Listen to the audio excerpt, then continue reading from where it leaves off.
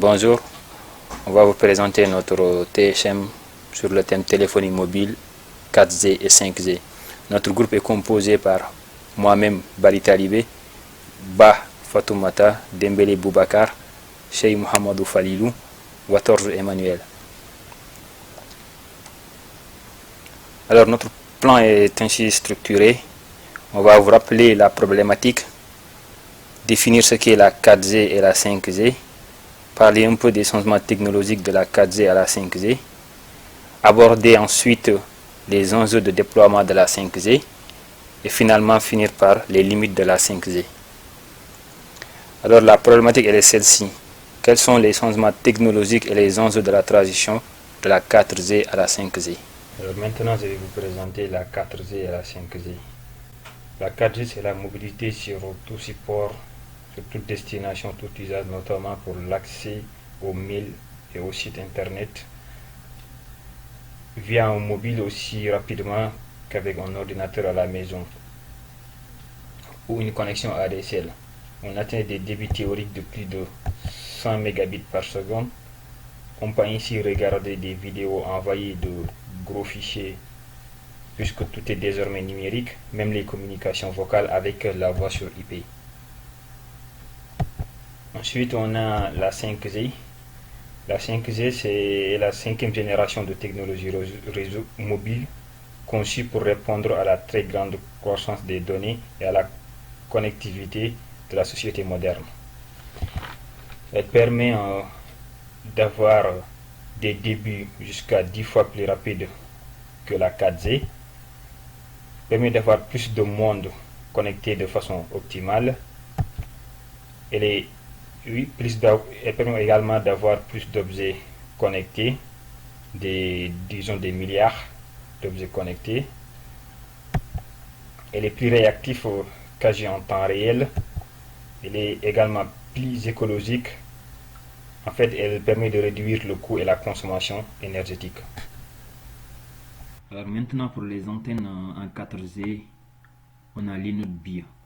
Différent du BTS, c'est une antenne plus intelligente qui va assurer la gestion des ressources radio, le contrôle du porteur radio ainsi que le routage des données utilisateurs entre le cœur de réseau et le RAN, et le Radio Access Network côté utilisateur.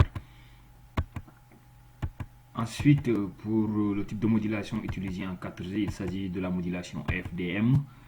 Le principe est de transmettre les informations sur plusieurs porteuses orthogonales entre elles. Et alors ainsi, le spectre du signal va présenter une occupation optimale de la bande allouée. Et comme le montre la figure suivante, le FDM découpe le canal en cellules selon les axes du temps et des fréquences. Et à chaque cellule fréquence temps est attribuée une porteuse dédiée. L'information est donc transmise et répartie sur l'ensemble de ces porteuses.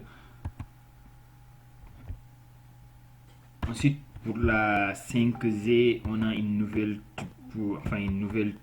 type de modulation qui est le FOFDM. Alors, le principe est similaire au FDM, à la chaîne de transmission FDM, avec notamment l'ajout d'un filtre passe-bas dans la scène de transmission et dans la scène de réception qui vont permettre en fait de réduire plus les bruits. Les changements technologiques de la 4G à la 5G. Nous avons tout d'abord les ondes millimétriques. La 4G et ses prédécesseurs ont eu recours à des bandes de fréquences en dessous de 6 GHz, comme la 2G et la 3G. La 5G, quant à elle, elle promet l'utilisation notamment d'un spectre élargi de 30 à 300 GHz, ce qu'on appelle les ondes millimétriques. Ensuite, nous avons les antennes intelligentes MIMO. L'architecture émergente de la 5G permet également la réutilisation de la bande passante de l'antenne relais. Dans les technologies des précédentes générations de télécommunications mobiles comme la 4G, tout signal émis se propage à 360 degrés dans tous les sens. Dans le monde de la 5G, la technologie MIMO est utilisée. Au lieu d'avoir une seule grande antenne, MIMO, quant à elle, possède un certain nombre de petites antennes, lesquelles pointent vers différentes directions. Ceci donc permet d'augmenter plus de 27 fois le nombre d'antennes disponibles et cela permet ensuite de transmettre les mêmes fréquences que celles utilisées par les antennes voisines. Nous avons ensuite des débits très élevés. L'apport le plus évident revendiqué par la 5G est la promesse des débits encore supérieurs. Donc la 5G promet d'aller jusqu'à 10 gigabits par seconde. C'est un moins qui permet de lutter contre le désert numérique et apporter le très haut début dans les campagnes où la fibre ne passe pas. Donc ce qui conduit à une très faible latence. C'est sur la réduction de la latence que la 5G pourrait vraiment faire la différence, vu que l'augmentation du débit est continue. Donc, elle passerait de 10 à 1 milliseconde idéalement. Le débit a évidemment une importance pour la transmission descendante des données. Les réseaux 4G permettent actuellement de nous fournir des services tels que communication mobile grand public, téléchargement de vidéos, utilisation d'applications mobiles. Pour les réseaux 5G, en plus de cela, ils permettront de viser les secteurs piliers d'une société, à savoir l'énergie, la santé, les médias, l'industrie, le transport. En ce qui concerne les enjeux de déploiement, l'ARCEP a conduit des études permettant d'identifier quelques enjeux et nous pouvons citer parmi ceux-là un nouveau modèle économique qui se développe, notamment à travers le développement de l'IoT, l'industrie du futur, avec les voitures connectées. En second lieu, nous pouvons citer l'harmonisation du spectre, du fait que la 5G se présente comme devant utiliser les fréquences, en même temps les fréquences basses, hautes et très hautes, du fait des exigences. Et en dernier point, des cellules qui deviendront de plus en plus petites, dû à l'utilisation massive des données, et aussi d'une autre part l'utilisation des ondes millimétriques qui ne peuvent atteindre de grandes distances. Et un des désagréments de ce fait est effectivement l'augmentation des taxes annuelles. Bonjour, on va présenter les limites de la 5e génération, à savoir la 5e génération de réseau mobile. Cette 5e génération utilise les ondes millimétriques pour pouvoir communiquer. Et on sait que le point fort de ces ondes millimétriques est la possibilité de pouvoir offrir une très grande vitesse de communication. Si le codage des signaux est approprié, ces ondes millimétriques pourront nous permettre de gagner des débits du pouvoir aller jusqu'au gigabit et qui sont 100 fois plus importantes que les débits des générations précédentes, à savoir la 3G et la 4G ou LTE. Vu ces nombreux avantages, la 5e génération présente des limites,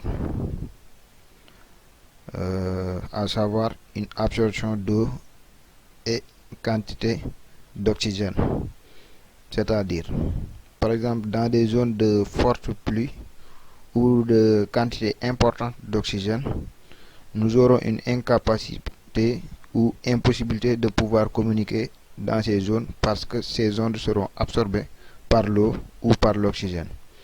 Et pour pouvoir pallier à ce problème, il sera possible d'installer une infrastructure qui va s'adapter par rapport à ces conditions climatiques, ce qui va réduire la rentabilité de ces 5e génération. Et une autre limite, c'est une incapacité à pouvoir pénétrer les obstacles.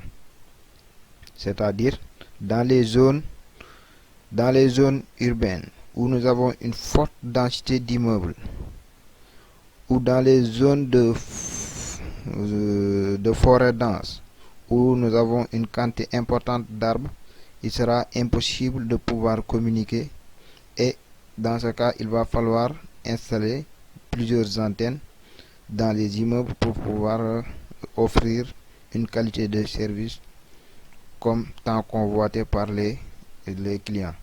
Et par exemple, ce qui va réduire les points forts de cette technologie.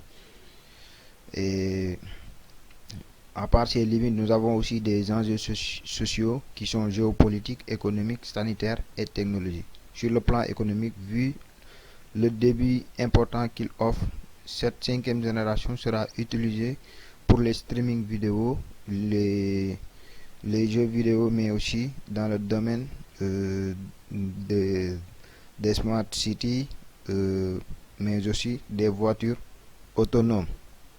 Et ce qui va fournir, par exemple, ce qui va générer des revenus très importants d'ici 2020, comme l'a dit plusieurs cabinets. Et sur le plan sanitaire, avec la e-santé, cette technologie va permettre aux objets connectés de pouvoir communiquer n'importe où, ce qui va permettre de fournir la télémédecine. Sur le plan géopolitique, vu ce qu'il va offrir comme ressources, chaque pays voudra créer sa propre infrastructure. Et récemment, on a entendu le président Donald Trump disant qu'ils vont créer leur propre ressources, leur propre réseau 5G et ne pas utiliser les équipements de Huawei. Sur le plan technologique, ça va permettre une montée en puissance des nouvelles technologies, à savoir SDN et le segment routing qui a été annoncé dans sa version sur le plan de données IPv6 comme étant la couche de transport de cette cinquième génération, ce qui va permettre à l'opérateur de pouvoir optimiser ses ressources, mais aussi de pouvoir manager son réseau pour pouvoir monter en échelle. Je vous remercie de m'avoir écouté. En conclusion à cette brève présentation des technologies 4G et 5G, bien que la nouvelle génération 5G soit attendue comme une réelle révolution sur le plan technologique et aussi sur le plan économique, et aussi une solution aux diverses problématiques actuelles, à savoir l'Internet des objets, l'industrie du futur, etc. Son déploiement par ces sociétés concernées demanderait tout de même des efforts considérables afin de pouvoir faire face aux enjeux et surmonter les limites présentées. En 2017, dans un monitoire commun, plus de 170 scientifiques ont tout de même mis en garde face aux possibles effets néfastes de cette technologie 5G sur la santé. Et de notre point de vue, on devrait beaucoup plus tenir compte de cet aspect, car le but principal du développement de ces technologies est censé être d'améliorer la vie de l'homme dans son environnement et non au détriment de sa santé. Et, au final, au travers de ce bureau d'études, il a été très intéressant pour nous de découvrir ces technologies de réseau mobile, leurs architectures, différences et intérêts, notamment via notamment la 5G, qui nous permet de savoir quand même à quoi nous attendre dans un futur proche.